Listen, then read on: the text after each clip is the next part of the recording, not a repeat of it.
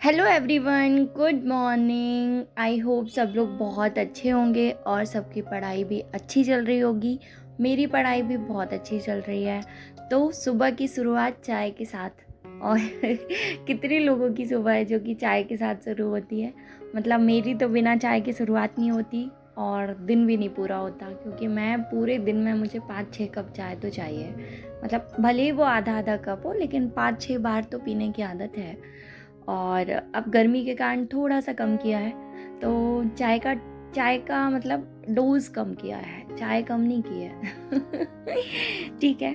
तो सुबह मैं आ गई थी आज किचन में, आज नहाकर सीधे किचन में ही आ गई थी और फिर चाय के साथ साथ खाने की थोड़ा सी तैयारी करी।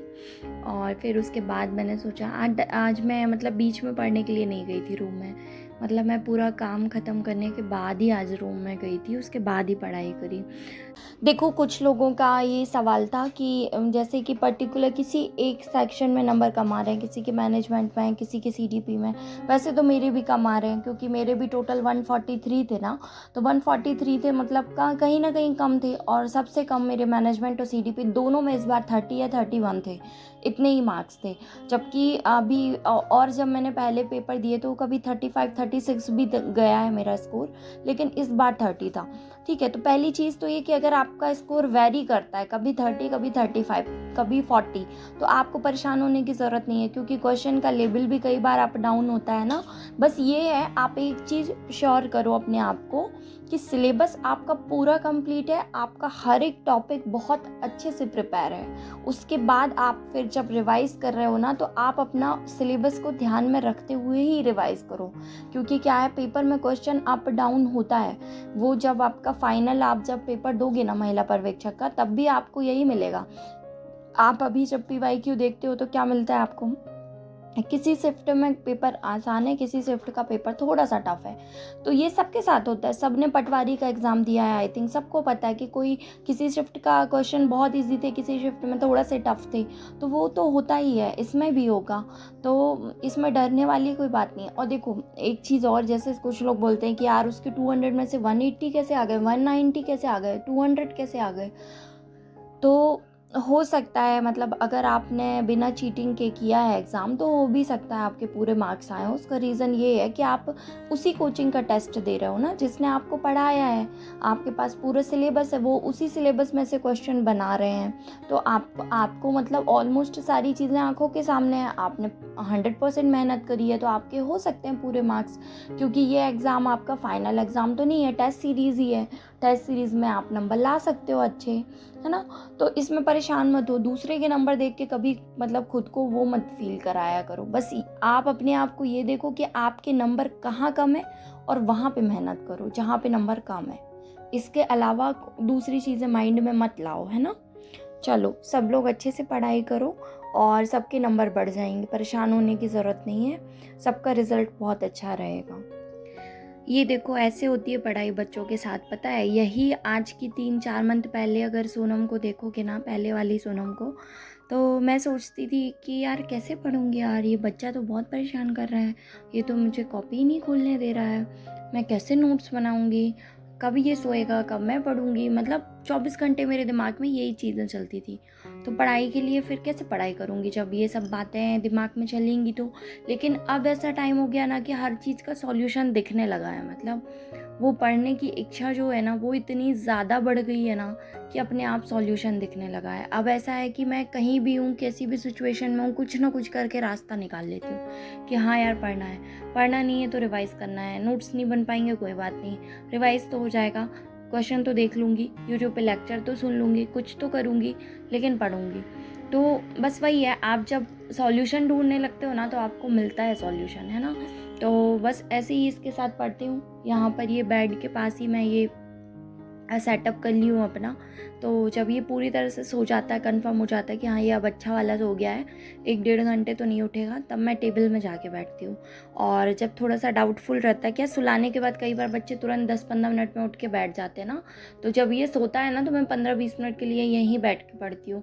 फिर और इसको जब खेलना रहता है तब भी यहीं खिलाती हूँ इसको, क्यों स्पेस कम रहता है, भाग नहीं पाता, इतने में यहाँ वहाँ पजल्ड रहता है। और मैं आराम से पढ़ भी लेती हूँ। ये डर भी नहीं रहता कि इसको चोट लगेगी, क्योंकि पता है मतलब ज़्यादा चढ़ना उतरना कूदना ये सब बच्चे करने लगते हैं 2 साल के बाद ना। सबसे ज़्यादा डर इसी चीज़ का लगता है कि कहीं सिर पे चोट ना लग जाए, कहीं कुछ हो ना जाए, तो ये डर भी रहता है। तो यहाँ पर इसलिए सेफ़ रहता है ये, और मैं आराम से पढ़ लेती हूँ यहाँ पर। फिर जब बेटू सो गया था ना, तब मैं टेबल पर आकर बैठी थी और फिर थोड़ा सा रिवाइज़ किया, और काफ़ी पेंडिंग काम था मेरा थोड़ा सा, तो वो मैंने कंप्लीट किया। और साथ ही साथ यूट्यूब पे काफ़ी सारे लोगों के क्वेश्चन थे, बहुत सारे सवाल जवाब थे, वो सब मैंने सबको रिप्लाई किया फटाफट। और थोड़ा सा मुझे चेंजेस करना था कुछ अपने पेज पे, तो वो मैंने चेंजेस किए। और वैसे मोबाइल से मैं कर देती हूँ रिप्लाई वगैरह, क्योंकि कमेंट तो पूरा दिन आते रहते हैं ना, तो ऐसा नहीं होता। लेकिन कई बार रहता है ना कि मैं फिर पढ़ाई कर रही तो बीच बीच में रिप्लाई नहीं करती, तो फिर मैं जब एक साथ बैठती हूँ ना लैपटॉप पे, तब फटाफट रिप्लाई कर देती हूँ। लैपटॉप पे थोड़ा स्पीड भी रहती है, और क्या क्वेश्चन अच्छे से दिख जाता है कि कमेंट क्या था और किस वीडियो पे था कमेंट। क्योंकि वो पता है मोबाइल में थोड़ा सी प्रॉब्लम होती है, मुझे भी आई साइट थोड़ा सा वीक हो रहा है मेरा भी। मेरे पता है मेरे खुद मतलब जब से मैंने पढ़ना मतलब पेपर देना शुरू किया ना, मेरे शुरू से ही मेरे भी 2 सब्जेक्ट में नंबर कम आते हैं, एक सीडीपी एक मैनेजमेंट।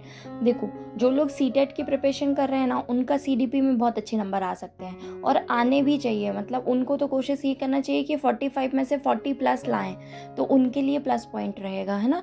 मेरा सीडीपी में अभी कम है, पर मुझे इतना पता है कि हाँ एग्ज़ाम होते तक मेरा सीडीपी में मैं 40 कर लूँगी, 40 तो कर ही लूँगी।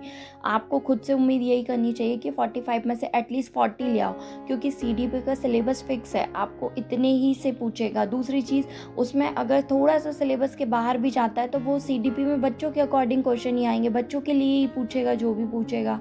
तो आप कहीं ना कहीं थोड़ा सा एलिमिनेशन करके क्वेश्चन मतलब आंसर ला सकते हो।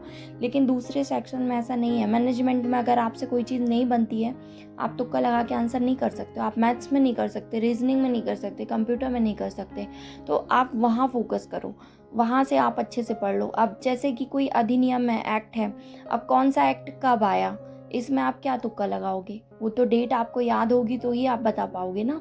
तो ये तो आपको याद करना ही पड़ेगा। देखो अधिनियम में कौन सा अधिनियम कब आया, उसमें राष्ट्रपति के सिग्नेचर कब हुए, लागू कब हुआ, कितनी धाराएं हैं, कितनी अनुसूची हैं, ये आपको याद करना ही पड़ेगा।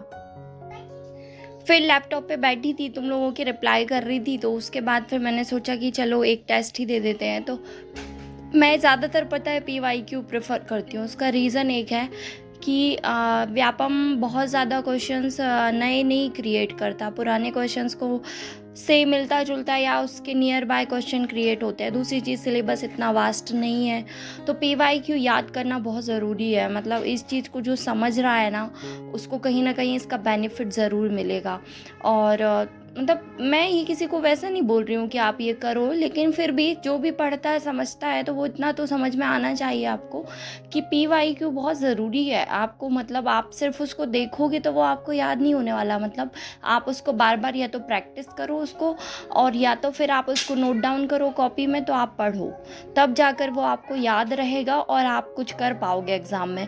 क्योंकि काफ़ी सारे क्वेश्चन है कि जो कि सिमिलर आने वाले हैं, तो वो आपको याद रहेंगे।